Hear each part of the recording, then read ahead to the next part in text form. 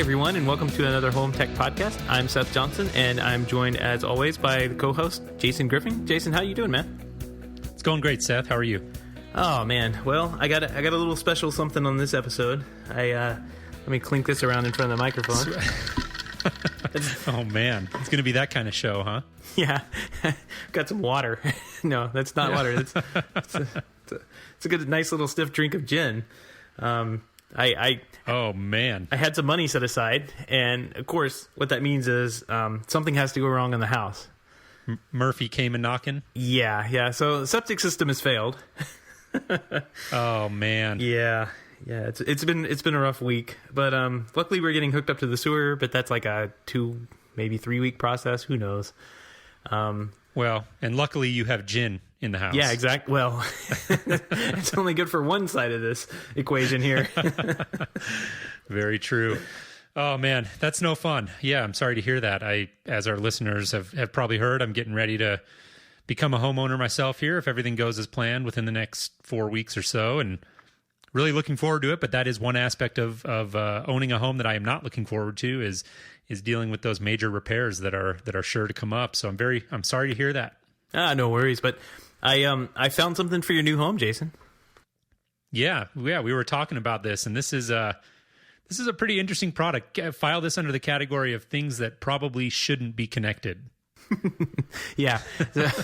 So I got a message from we're working on a bigger condo, and I got a message from the architect saying that one of the homeowners wanted to put a particular toilet in their unit, and I started doing research on it. He said there's something that needs to go on the wall next to it, and I was like, all right, well, send me over the instruction manuals and the model number, and I'll figure it out. So we start looking into this thing, and there is a remote control for this toilet that gets mounted on the wall. How funny. I had no idea you had put this story up on our board here that we use to kind of track stories that we're going to talk about, and I had no idea where you had stumbled across it. Oh, so no, I get to use one. Yeah.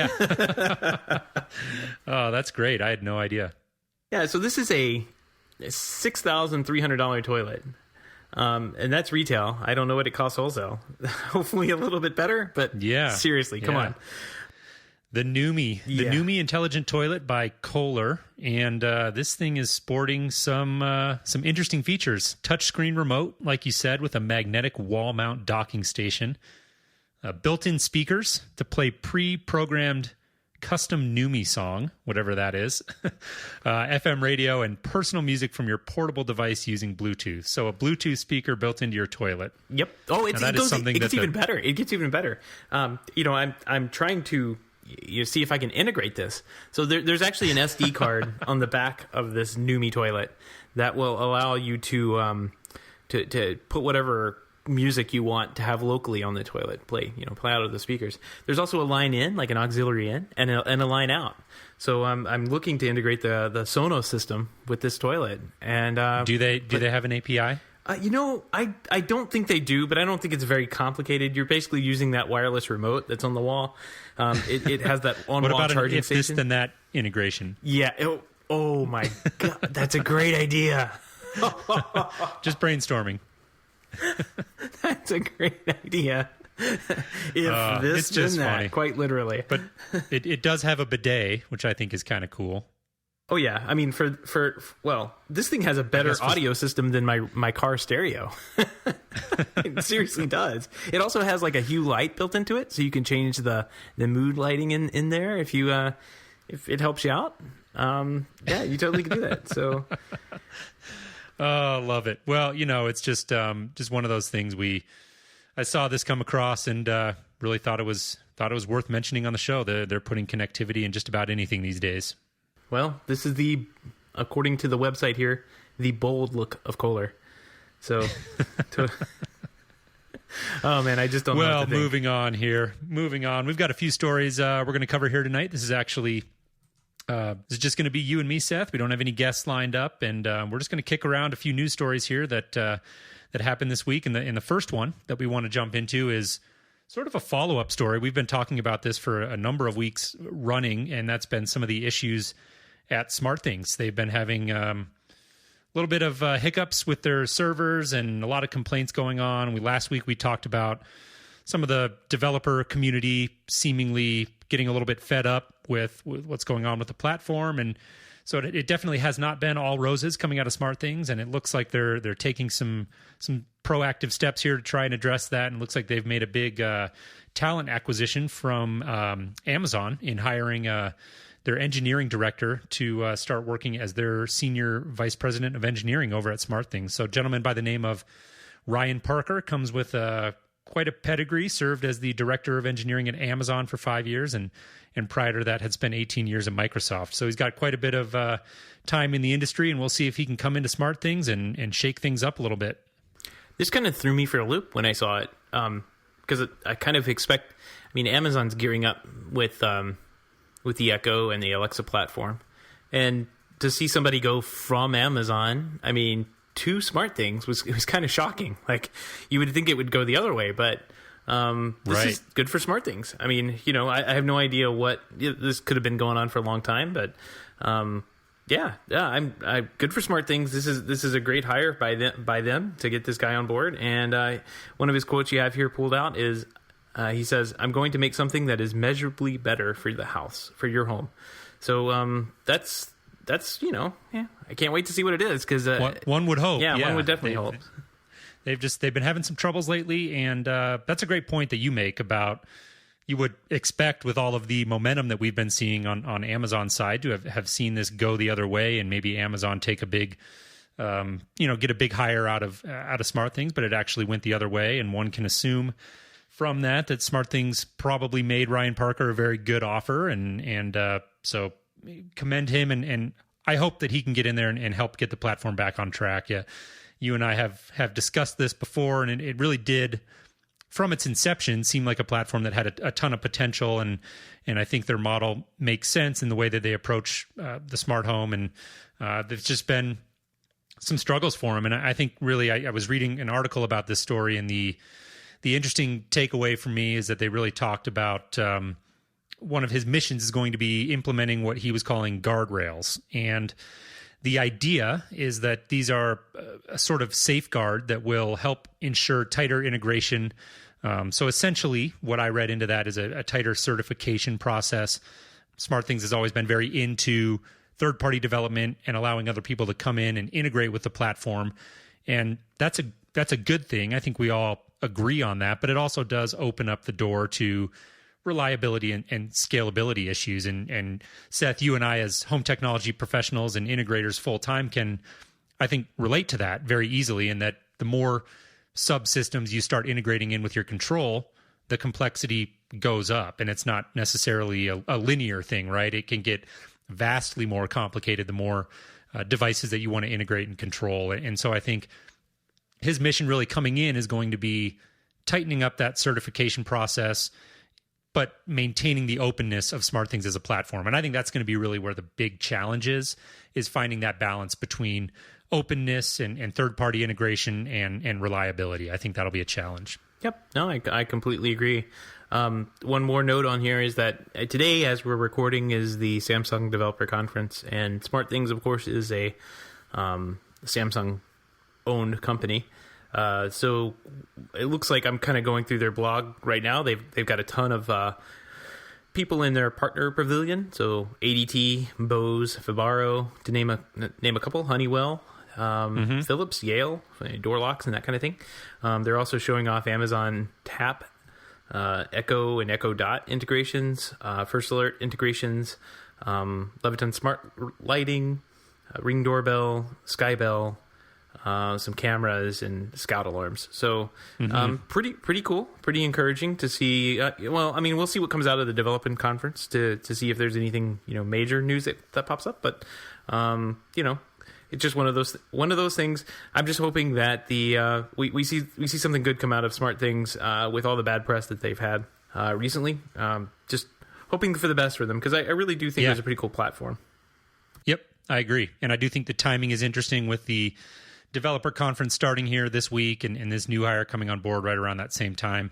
I don't know that they're necessarily directly correlated, but I do think that the timing is interesting, and I'll be curious to keep an eye on that developer conference and see what comes out of that. So let's move to another story here about a second DIY home automation platform that is having trouble as well, and that is the Staples Connect. And we've been hearing murmurings of this. Mike Wolf is a good friend of the show and had put up a post over at his site, Next Market, and basically pointing to all the signs that, as he read, indicate Staples is going to be pulling the plug on the Connect smart home platform. And I think this is kind of a shame. You and I talked about this platform way back when it had first come out, and I thought it actually, in spite of that sort of awkward relationship that we were all kind of making fun of with office supplies and home automation, it actually looked like a pretty compelling platform. And they had a good partner in ZoneOff doing their back end, and so they had a number of things going for them. And it looked like when it first came out that it was actually going to be a pretty compelling offering, and it just sort of faltered out and appears to be headed for the wayside here. Yep, the tea leaves that Mike is reading, I think many other people are reading at this point. Kind of seems like there's not good news ahead for the Staples Connect product line. I think we need to find like a sound for these funeral things. Like, and it's kind of like we could joke about this, but like, Jason, you and I have seen many, many, many products that cost a lot more than the sub $100 that this cost go away. Yep. Like, I've got tens of thousands of dollars of equipment that I can show you readily that doesn't work anymore because some home automation company went out of business 10 years ago. And not saying that makes it any easier to swallow when something like this happens, but it is something that will happen because we are in kind of an era of early adoption. We are still in that era of early adoption. Like these things will happen. We will see brands and ecosystems and standards, quote unquote standards, come and go. I mean, they will fall in and out of popularity, and eventually we'll get down to something that works for the majority of the people. Maybe that's 65% of the people, but eventually we'll get to that. Yep. And I don't see that happening really anytime soon. The good thing about Staples, though, is that I think they were mostly integrating with other people's products. Like they didn't have like a Staples protocol that they were trying to use. Like they were basically, that's true. Yeah, you could. I think they had Lutron integrated in. So if you bought a bunch of Lutron Serenia shades or something like that, you'd still be able to use those with many other things. So that's a great point. You're out of that $100 or whatever you put into their service, but you're not out of the automation devices that you installed. Yeah, that's a great point. I actually hadn't thought of that, but it is very true. I think that a good friend of the show, also Richard Gunther, over from the Home On podcast, had a great piece on this, and he put it up on Medium.com, and we'll put a link to that in our show notes at HomeTech.fm. And I think Richard's point, I would agree with by and large. He's saying that the title of his piece is "If Staples Connect has failed, Staples need only look within for answers." And the gist of the story is that a lot of people are looking at this story as well as the recent story that we had with the Revolve Hub being bricked by Nest, and people are reading into these stories essentially as an indictment of the smart home as a whole, and kind of saying, well, maybe the vision of the DIY smart home is somehow invalid, and pointing to this Staples story as an indication of that. And Richard's point, which I agree with, is that the failing of this platform is not an indictment of the smart home as a whole. It's just an indictment of Staples to put the necessary resources and effort into getting a product like this to kind of mainstream viability or just long-term success even. And so I think that is definitely worth a read for anybody following home technology, and we'd encourage you to stop by our website and click through to that, because I think Richard did a great job on that piece. Yep, definitely. I mean, I'm with him there. I know Richard's been pretty vocal about how Staples has been attempting to sell the Staples Connect, or rather not selling the Staples Connect in their stores. And right. we've got a pretty good. Mike actually did this recording, so we were gonna air this live because we thought it was so funny. But it's in the show. We'll put this link to the article he wrote in the show notes, so check that out for sure. But one of the things he had on there was this really funny recording that he made of a customer service call that he made. Thank you for your patience. We apologize for the delay. Love this on hold.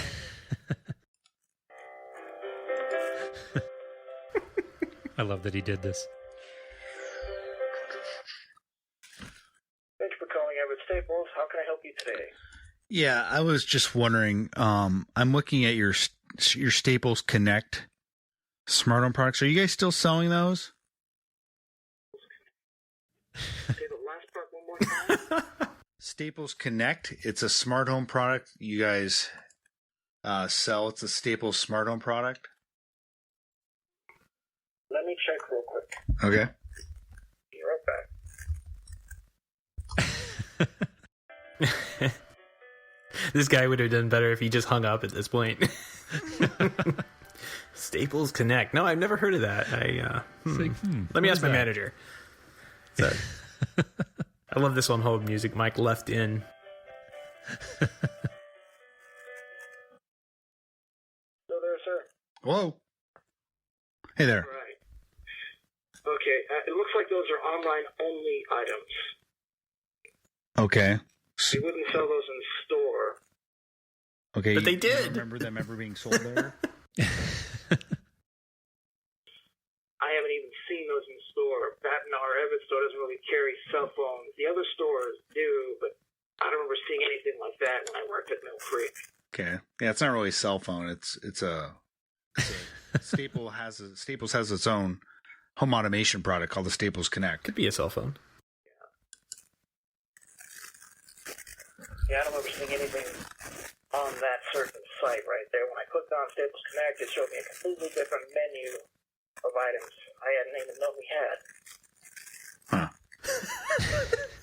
All right. Sounds like you don't know anything about it. So, all right. Appreciate it.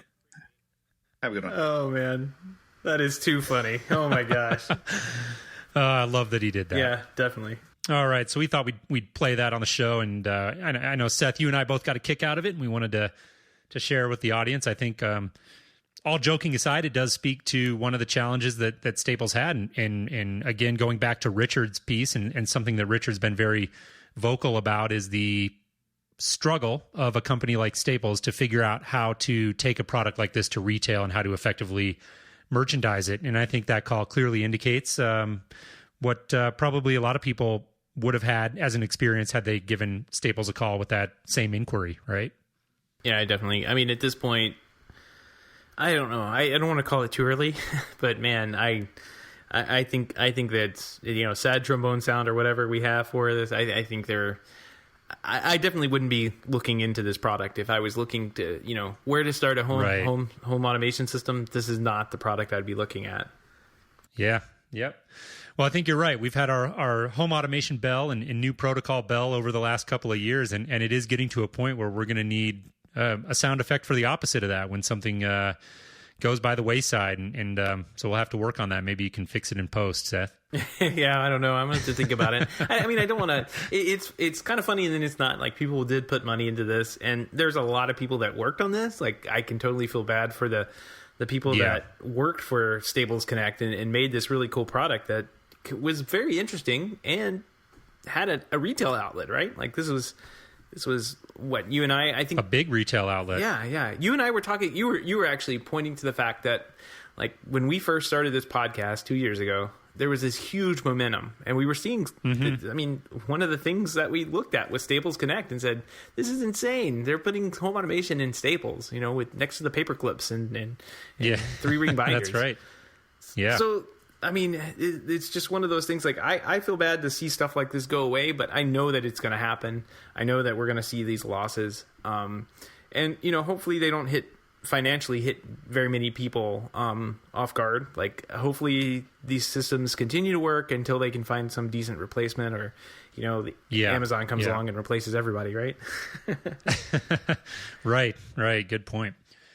Well, let's shift gears here a little bit. We've got another story we want to talk about. Isn't directly home automation based, but it is related to TV and over-the-top content and the evolution of cable. And I think this is it's an interesting landscape, definitely one that I've been keeping an increasingly close eye on and really really evolving landscape. And this has to do with a couple of stories that are interrelated. And so to give it a little bit of context before we jump in too far, the FCC recently proposed a plan, if you haven't heard about it, that they're kind of putting some social media marketing spin on it, calling it Unlock the Box. And you can go on Twitter and search for hashtag Unlock the Box if you want to keep an eye on this. And the proposal, in short, is aimed at essentially forcing cable companies to adhere to open standards that would allow third-party development of cable boxes. And the argument being that cable boxes are a technology that, by and large,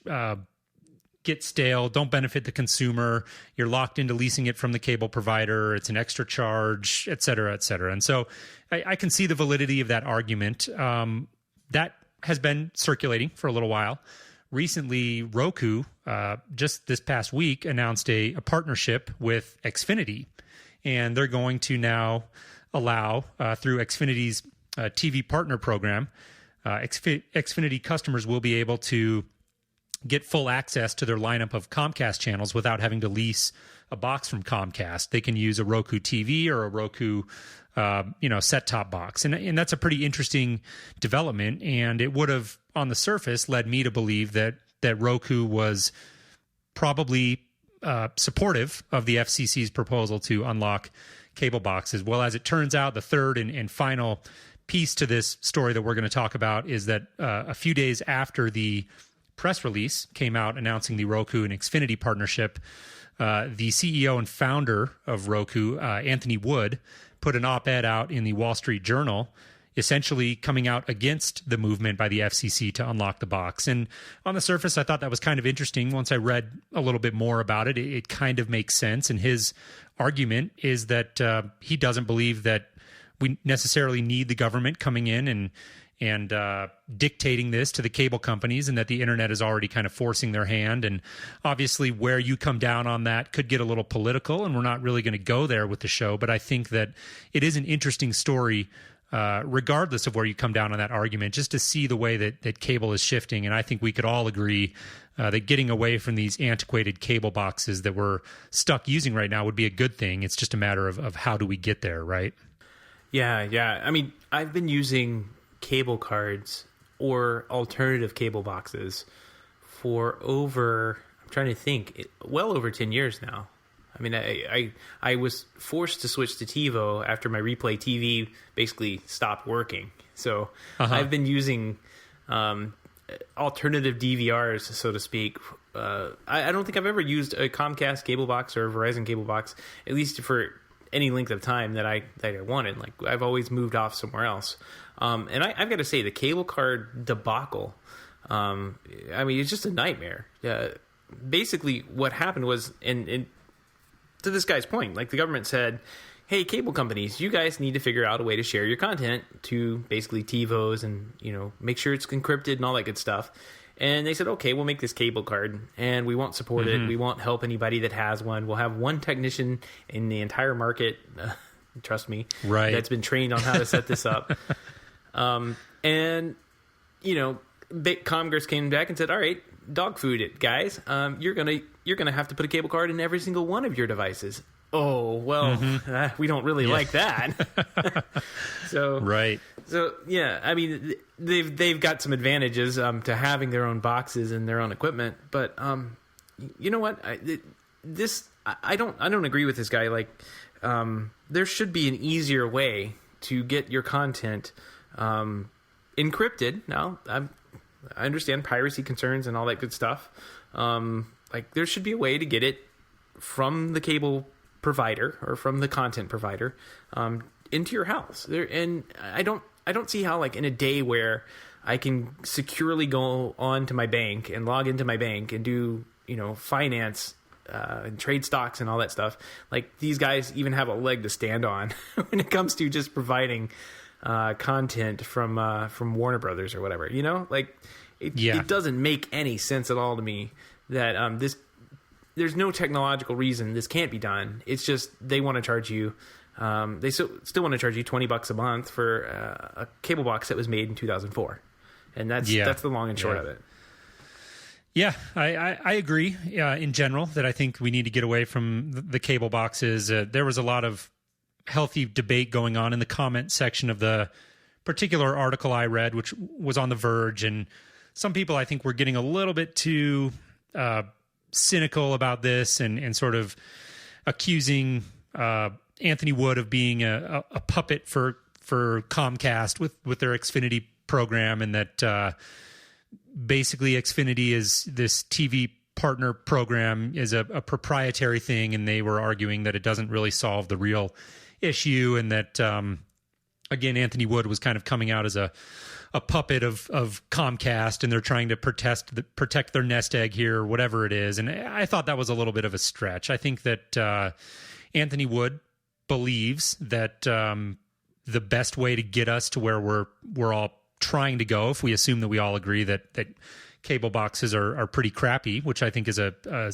safe thing that we can all kind of land on the same side of the fence there. And I think he's simply arguing that there might be a better way for us to get there. And so I think that's really where the argument comes down. But I think that this is really just a story that everyone should be paying attention to. And if you're into technology, TV is really the main thing that I use in my clients and everybody when we're talking about setting up a home technology system. The audio and video aspects of that system are a very, very core part of that system. And so I think that following this evolution of TV and the evolution of over-the-top content and opening up of cable boxes is a fascinating story. And I thought this was one that people should be paying attention to.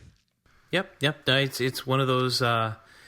I can't wait for the day where we don't have to have some kind of cable box. Like I predicted, you can go back and find on forums where I was saying 2015 will be the year we're just plugging an Ethernet cable into our TVs, and I'm a little off, but I really do think it's right around the corner where your Comcast cable service will be nothing more than an app that runs on your TV. But it's going to take some initiative like this to make that happen, either by the government or by the Comcast or Time Warner. They're going to drag their feet as long as they can. So it's going to have to come from outside pressure. Yep. Well, speaking of dicey politics getting in the way of technology, another story here. HD Fury is a line of products that we'll dive into here in just a second. But it looks like we saw a tweet today that they're pulling their products, and this was a tweet from a gentleman named Jeff Mitchell at Audio Jeff. Up on Twitter. And HD Fury, if you're not familiar, is kind of a cool line of products, and it takes an HDMI signal, and they've got a bunch of different models that will then break that signal out to go over different technologies, which could include analog technologies. So, for example, I looked at an HD Fury piece years back when we were looking to do a system for a gentleman who had an older home that was all pre-wired with component video cabling. And we were stuck with some particular design challenge, I can't remember now, that precluded us from easily using HDMI over 5-wire extenders. And so we were looking at these pieces, and glad to say we didn't invest a lot of time and money into using them, because it looks like they are having some issues now. And my guess, although I don't know this, is that the HDCP consortium or mob or whatever you want to call them is probably coming after these guys and forcing them to withdraw their products for now until they can figure out a game plan. Yeah. I've actually had to use one of these. It came down to being in a pinch. It's a couple of years back. We didn't have the ability to run HDMI cable from the head end over to the projector, and there was a 5-wire in there. So we had basically a component video that we had to get to the projector. And of course, the projector supports 1080p over component video just fine. It's not outside the spec. But it's not digital, it's analog. And these little converter boxes convert the HDMI just fine. And I think we ran into a problem with the power supply once, as you do, but it's, as far as I know, it's still up and going and running in this guy's house, and he's perfectly happy, until the point where he's going to have to rip down some, major furnishings in the room to run a new HDMI cable. Like this was a full-blown theater with, fabric walls and all that stuff. So it wasn't an easy thing that was going to happen to run a new cable.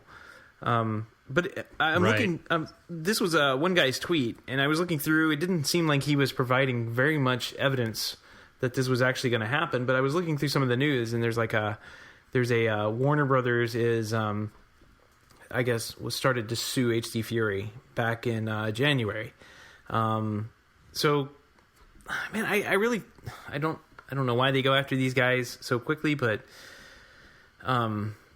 I don't know. It's kind of a strange thing because this has been on the market for such a long time. It's been skirting the rules, but it really sucks to not have that tool in your left in your toolbox. You know, the world has gone all HDMI for a while now, so I have to question even how much you'd ever need to use something like this anymore. Mm-hmm. So, I think the real shame is that HDCP, the copy protection mechanism, in my opinion, doesn't do anything to really stop the people that really want to skirt HDCP, and people are out there pirating content at an increasing rate, regardless of what HDCP is doing. And so I think really these sort of technologies do nothing but make it harder for those of us who legitimately want to watch content. Right. And somebody who's stuck in a position of not having the proper cabling in their home and not wanting to rip apart their whole house just to get HDMI cabling might be stuck now using some other sort of technology that maybe doesn't work as reliably or whatever it is. I mean, there's always a way to get it done, but it just makes things a lot less convenient. And I don't think HDCP does anything to really stop the people who are truly determined to pirate content. And so it really just hurts the average consumer. And I think this is a perfect example of that. I 100% agree. I think it's been pretty much proven at this point. I mean, with Netflix, Hulu, heck, my wife wants to cut off cable and go the Netflix route and Amazon and Hulu. Like we're seriously thinking about cutting the cord and just paying a couple bucks a month. But if you make it easy for me to get to the movies that I want to see, like just make it easy, I'll pay for them. I don't care. But put it into a format that I want, and put it into a format that it's easy for me to get to without jumping through hoops, and I'll do it. And I understand that there are people out there that aren't like me, but I think there are more people like me than there are people that just want to sit back and steal movies all day long. It seems kind of childish at this point. Yeah. All right, well, I totally agree. Let's move on here. We got a couple more stories we want to cover. The first one here is a CE Pro piece that had to do with Control 4. And the gist of the piece is that can high res audio be a Trojan horse for home automation? And the idea is that we've been looking for that piece as an industry that will get people sort of hooked into the smart home or hooked into home automation without necessarily going out with the express purpose of buying home automation. And I don't know, this article, it was getting kicked around a lot in our Slack channel, the hub today, and it was a very interesting dialogue. And I think that you and I come down on the same side of this story, Seth, in the sense that what Control 4 is trying to convey may be valid, but maybe that they're not doing it in the best possible way. Yeah. This is really strange. I mean, I guess Control 4 is trying to say that they have a product that starts at $600. I mean, just basically for the product. That's roughly the same amount of money as, a Sonos piece or something. And not only do you get, this high resolution audio out of it, just like you would get with Sonos. Because I don't think, like, if you really look at it, is it high resolution audio? I don't know. Like, we're talking about like Pandora and online services. I get they do support FLAC, but that aside, like let's put that aside. It has decent DAs inside. I think that's what they're going for. But they're also saying, look, on top of that, the value add that we offer is that you get a full blown home automation system for integrating with other devices, and all this costs $600 with the remote. And I think that's a good message. Like, that's really a good message to be putting out there, because it certainly is a very, very competitive piece in the marketplace these days. But I don't know, this message that they were going with, like touting to be, high resolution audio, and all the other stuff that screams louder than that one bullet point is kind of like, it's not a Trojan horse. I don't think my clients care too much about this particular aspect of the home. Yeah. And I think, where you get side railed in that conversation is when you put the emphasis on the high resolution piece, in my opinion. I think they make a valid point in the sense that the EA1 controller with handheld remote is $600. And with that, you get a built-in audio streaming device, similar to something like a Sonos Connect, for example. And granted, the Sonos Connect is the most comparable piece in the Sonos lineup and is $350 retail versus $600. So not exactly the same price, but certainly within the same range. And what they're saying is, for $600, not only do you get a device that is capable of streaming from services like Pandora, Tidal, and Deezer, but you also get, like you said, a home automation piece that can control your media room, that can integrate with lights and shades. And I think that's a valid point. I don't know that it makes it a Trojan horse. I don't know that somebody is going to go out, if you call it a Trojan horse, what that implies to me is that somebody would go out potentially and look at the Control4 EA1 for its ability to act as a media streamer only, and that would get it into the house, and then it's, by the way, it can do home control. And I think that's a stretch. Right. I think that the emphasis on high resolution, in my opinion, misses the mark. I just don't see the demand for high resolution in the market. And I say this as somebody who's out there talking to clients and potential clients all day, every day, and I can't tell you how many times the audio conversation starts with the client telling me, quote, I am not an audiophile. And basically what they're saying is, don't try to sell me on a bunch of really high resolution, high fidelity stuff. I just want some basic music in my house. And so I think that the conversation is valid. I think the Control4 piece as a sales tool, it's very easy to explain to clients, look, you get a very powerful piece that can do essentially the core functions of what a Sonos Connect does, but on top of that, you get X, Y, and Z. And so I get that. I think that's where the conversation needs to be. I don't think it's a Trojan horse, and I don't think that the focus on high resolution is really something that's going to resonate with the average consumer. Yeah, it's... as I said in the Slack channel today, I thought this argument about high resolution audio in the market actually wanting it died when everybody started buying iPods like a decade ago, right? Like everybody agreed that the MP3 was just good enough, and their music sounded good enough for that.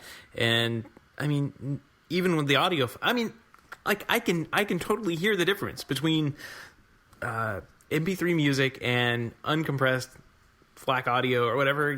I totally agree. It sounds better, but nobody cares. Like, that's the problem. Yeah. And it may be heartbreaking to audiophiles to hear that, but the vast majority of the people want a system, an audio system that is good enough. And if it were the case that audio really mattered, you wouldn't see so many Bluetooth speakers on the market. Like, I can't tell you how many crappy Bluetooth speakers exist out there that I hear every single day on job sites and construction sites, and my customers have in their homes that sound just absolutely horrid. But they don't care, because all they want is the little beat and the person's voice coming out of it, and it's good enough for them. And convenience. Right. And convenience, and something that doesn't break the bank. And I think that's where the emphasis needs to be for the Control4 pieces, is that I think it's certainly don't want to be misconstrued here. I think it's fantastic that this home automation controller has a built-in media server in it. I think the fact that you can design a system and that's your one-stop shop and you get that ability built right into it is fantastic. I think it's a boon to consumers, and I think it's a win-win. I just think the focus on high resolution is something that isn't going to resonate with most consumers. Now, there are some people out there listening who I'm sure would disagree, and those who would disagree probably disagree vehemently. But at the end of the day, again, I say this as somebody who's out there selling this stuff and talking to clients all day, every day, and I just don't see it. I don't see the demand for it in the market. I see the demand for affordability and convenience by far trumping everything else. Yeah, and if it sounds good, that's a huge bonus. Like, a good sounding icing on the cake. Yeah, people notice that. They definitely notice when they have a nice sounding system. And if you put in, a professionally calibrated audio system next to a Sonos. Like, the Sonos sounds better than your Bluetooth speaker for sure, but it's not going to stand a chance against a real audio system that an integrator can put, or anybody could put in, really. I mean, if you paid enough for the speakers and the amplifiers and all that good stuff, like, those sound excellent, but it's that value that people need to derive from it. And I'm with you, Jason. I don't see that coming from my customers or anybody else out there right now. Yeah. Yeah. For that to be like number one bullet point on this particular marketing piece that they're trying to do. I just think this one misses the mark in a couple ways, mostly because of the appeal they're trying to make to like audiophiles, which they don't hit because it's not really an audiophile piece, right? It's an automation controller. And then because 2-channel guys are definitely not going to go after this. And then again, it's not something that the average customer cares about. Evidently they've done their research and they disagree, and that's fine, but I'm just not seeing it that way. Yeah. Yep. I'm with you. Well, let's move on. We got a final story here, and that's a national builder story. Taylor Morrison, so a big builder here in the United States, is moving into providing technology solutions for their production homes, and it looks like they're going to be using the Legrand Intuity platform. And that's interesting. We had talked about this platform last year at some point. I can't remember exactly when that was, but we were taking a look at it. It looked pretty interesting, but we couldn't quite figure out at the time who it was for. And I think we speculated that a production builder this might be a great fit for, and it would appear that Taylor Morrison agrees. That would be episode 71, Jason, and good memory because it was July 13th of last year. Very good. I'm good for something. Yeah, there you go. I just did a quick search on it. We'll put the link in the show notes if you want to go hear us scratching our heads on who's going to buy this system. And it looks like we found out. This particular market where Taylor Morrison is, they are working with a integrator in the area that's going to be putting in these Legrand Intuity control systems in their home. So if you're buying from Taylor Morrison, this could be like a little upgrade option for you. I think at the time we thought it was pretty cool because you could just slap an iPad inside of it and have like a little in-wall casing for an iPad, launches the app, and everything is done through that iPad interface. I guess when you need to upgrade the touchscreen, you pull the old iPad out, put a new one in, and you should be good to go, theoretically, if they don't change the sizes or anything, or how they charge. But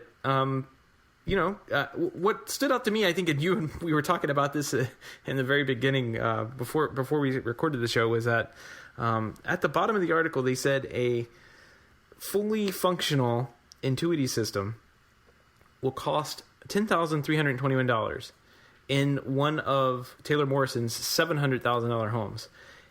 And I said that, and you kind of said, "Yeah, I saw that." And I said, "Yeah, that seems kind of low, Jason." And you said, "Yeah, I totally agree."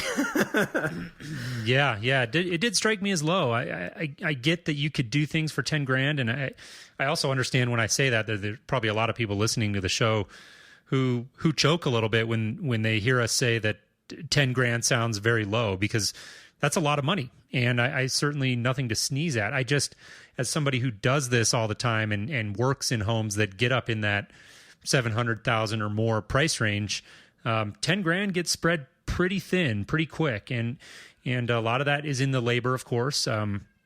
Pretty labor intensive thing to do, and it just struck me as a low number. So I'm curious what they're able to do for $10,000. Obviously, the article doesn't go into that level of detail and really spell it out, but that's good. I mean, I think to get this technology into that production home environment, you are going to have to get those price points down, because even at $700,000, the typical buyer for these sort of homes is probably not looking to spend $50,000 or $100,000 on their home technology. And so I think the ability to put together packages that come in at those lower price points is very key when you get into that production home design center type of environment. It looks like Taylor Morrison has had some success with this before. They're calling this program, by the way, we should mention, Interactive Home 2.0, and so that's what Taylor Morrison is branding under. It launched in March of this year, so 2016, and based on their 1.0 offer, which apparently they've had in place since 2012. And so they've been doing this for a while as far as smart home and home technology. Now, I don't know what that program entailed a few years ago, presumably probably a pretty basic security-based type of offering as opposed to more of a pure home automation play.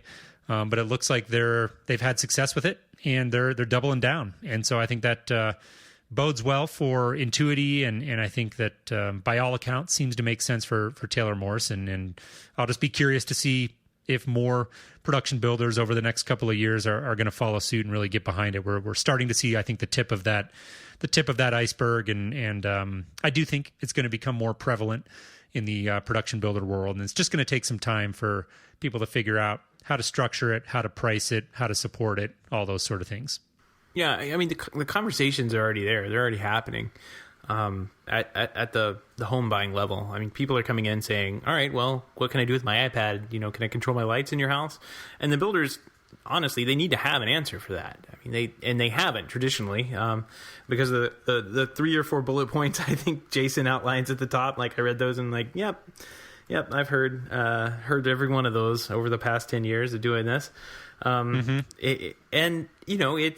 It's a difficult thing to do for a home builder who just wants to put some, boards up and a roof over somebody's head, and putting in something like what we do. I think I hit on this earlier. This is early adoption time. Like, this is all like technology that isn't fleshed out and completely proven. It hasn't, like, right. A PVC pipe has certainly proven itself to hold water, right? Yeah. But a Staples Connect hasn't proven itself to last the 50 years that the PVC pipe is. So, of course, builders are going to be nervous about that. Same thing with a smart switch. Like, those aren't as reliable as a dumb switch. Of course they're not. They inherently aren't, because they have a computer built inside. But those fears are going to have to eventually get trampled by demand of the consumer who wants to do these really cool things with their homes. And in the process, like, I think builders are going to have to adopt these types of technology package. We're already seeing it in this area too, and I'm sure there's more than just this one example. We thought this one was kind of cool, I think, because of the Legrand package that they were putting in. We just hadn't seen or heard of that going in since it was announced last year. Yeah. No, you're right. Definitely not a first by any means. We've seen production builders starting to get behind this stuff. So definitely not to imply that this is a novel idea or that they're the first ones to do it. But yeah, I agree. I think that the approach was interesting to us. Probably worth noting that they have, of course, partnered up with a local integration company. And so you listeners probably assumed that, but is worth noting they're not doing this in-house per se. They've got a local company in the area called DataSmart that's going to be partnering up with them to install and support these solutions. And so that, I'm sure, was a big win for their company as well. And hopefully it works out for everybody. I think the other thing that you were sort of getting at and that I found interesting in the story is that they talked about the response on the sales side, and the people who have been showing the homes and kind of doing the sales presentations are using this technology to really help demonstrate the home. And by all accounts, looks like the people who are out shopping for the homes, it's resonated with them, and they're seeing definite interest. So I think you're right, Seth. The demand is going to start pulling through, and I think that the builders are slowly being forced to warm up to it. And I think as the platforms theoretically and hopefully get more robust and stable, that we'll just continue to see more of that trend. Yeah, absolutely. I mean, we're just landed a pretty large national account here that we have the technology packages lined up to just kind of be basically dropped in through the model home and then out to somewhere around 200-300 residences in a particular neighborhood. And as long as it's part of the sales process, and it is having to be these days because the customers are demanding it, I think it works out fine. It's where builders ignore that portion of the home building process, like home automation, where you and I get called into and we go, yeah, there's no Cat 5 in this house. Yep. You have too late. Yeah, it's too late. I'm sorry. It's going to cost you double, if not triple, to make this work, or we're going to have to make some tough choices on features or quality of product that we're going to be able to put in now because we weren't here during the planning stages.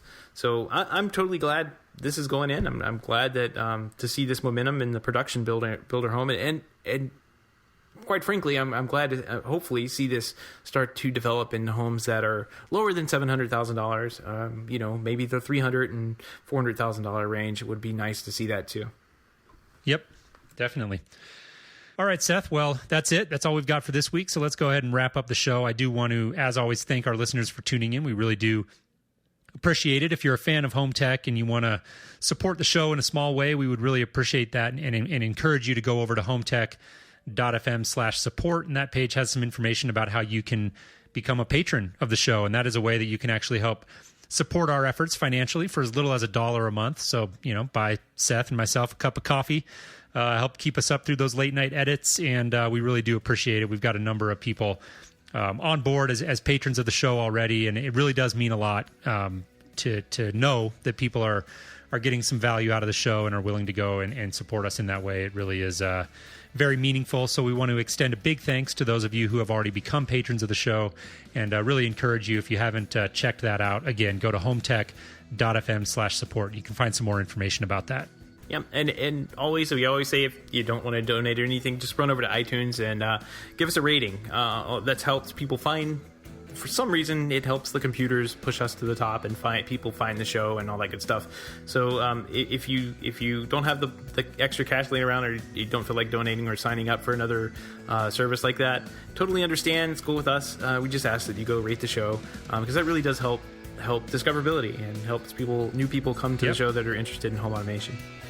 Absolutely. So also want to just mention here, as we're wrapping up, that we love hearing from our listeners, and there's a couple of different ways you can contact us if you want to reach out. We definitely encourage that. We read all of those messages and do our best to reply to every one of them, and reply to a lot of them on the air as well. So if you want to have a point or a question featured on the show, it's a great way to do that. Contact us on Twitter at HomeTech Podcast, or you can hop over to, again, the website at HomeTech.fm, and we've got a feedback form over there, HomeTech.fm/feedback. And let us know how you're doing. If you've got any comments, suggestions, ideas for topics that we can cover on the show, we'd love to hear from you. Yep, I guess that wraps up this episode. I'm going to need to go get a refill. Yeah. Start editing. I'm sure you're getting pretty empty over there. Oh, yeah, definitely. Well, thanks again, everybody, for listening. And Jason, I'll talk to you next week. All right, sounds good, Seth. Take care.